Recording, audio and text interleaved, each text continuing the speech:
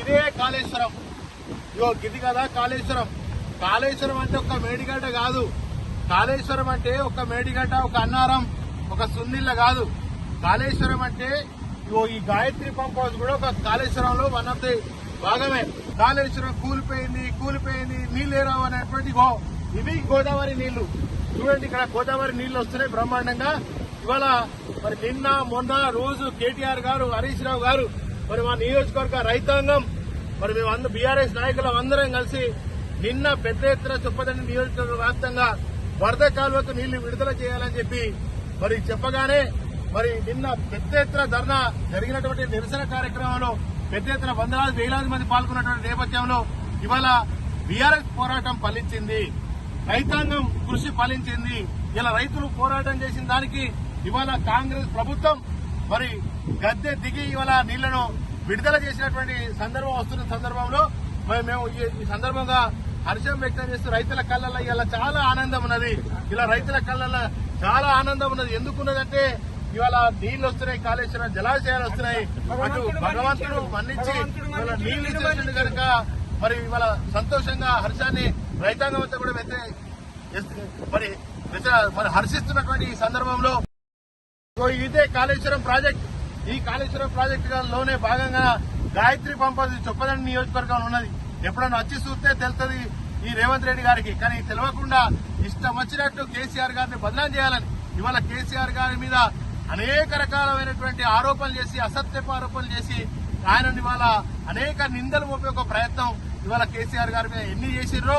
మరి నీళ్లు తన్నుకొని మళ్ళా రైతాంగానికి వస్తున్నటువంటి సందర్భంలో నిజంగా చేతులెత్తి ఆనాడు మరి ఎంత పెద్ద ప్రయత్నం చేసినటువంటి కేసీఆర్ గారికి ప్రత్యేక ధన్యవాదాలు చేస్తా ఉన్నాం.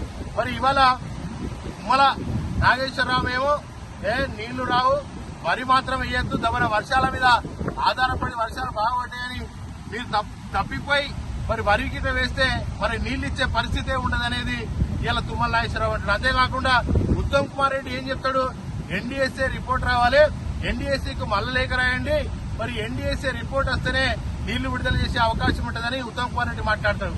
అంటే ముఖ్యమంత్రి అసలే నీళ్లు ఇయ్య అంటాడు, మరి వరి వేయద్దు అని చెప్పి అలా మరి తుమ్మల నాగేశ్వరరావు మంత్రి అంటాడు. ఇవాళ ఎన్డీఎస్ఏ రిపోర్ట్ వస్తేనే మరి నీళ్లు ఇచ్చే అవకాశం ఉంటుందని ఉత్తమ్, అంటే మా ముఖ్యమంత్రిది ఒక మాట, మరి వ్యవసాయ శాఖ మంత్రిది ఒక మాట, మరి అదేవిధంగా నీళ్ల శాఖ మంత్రిది ఒక మాట. మరి ఇది ఎవరి మాట ప్రజలు ఇక్కడ తెలంగాణ రైతాంగం నమ్మాల్సినటువంటి పరిస్థితి ఉందో. ఎన్డీఎస్ఏ ఒకటే చెప్పింది, ఎన్డీఎస్ఏ మీద నెపం పెట్టి తెలంగాణ రైతాంగాన్ని ఇవాళ మోసం చేసే ప్రయత్నం కాంగ్రెస్ ప్రభుత్వం చేసింది. ఎన్డీఎస్ఏ ఏం చెప్పింది, బారాజులదే మాదే బాధ్యత, కేవలం బారాజుల బాధ్యత మాది మాత్రమే, కానీ ఇవాళ ప్రాజెక్టులు నడుపుకునేటువంటి బాధ్యత, నీళ్లిచ్చే బాధ్యత ప్రభుత్వం, ఆ రాష్ట్ర ప్రభుత్వం బాధ్యత ఉంటుందని ఎన్డీఎస్ఏ పూర్తి రిపోర్ట్ ఇచ్చింది.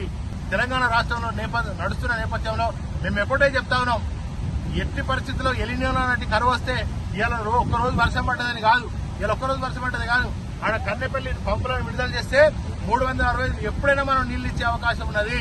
ఆడ కుండ బిందెల నీళ్లు ఉన్నట్టు ఎప్పుడు మనం గ్లాసు నింపుకొని మరి వీళ్ళకి ఇచ్చినట్టుగా మనం ఇచ్చే అవకాశం ఉన్నా కూడా ఇవ్వకుండా ఇన్ని రోజులు మరి రైతాంగాన్ని ఇబ్బంది పెట్టినటువంటి పరిస్థితి జరిగింది. అంతేకాకుండా నారుమడులు ఎండిపోయినాయి.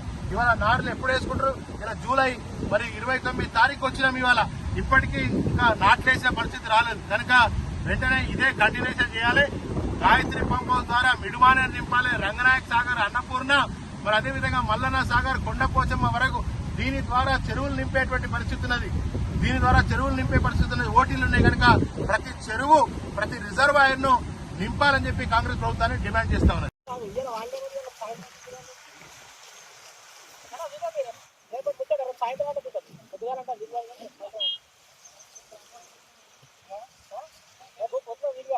మధ్యాహ్నం ఈ టైం వరకు మధ్యాహ్నం మీరు పెట్టినా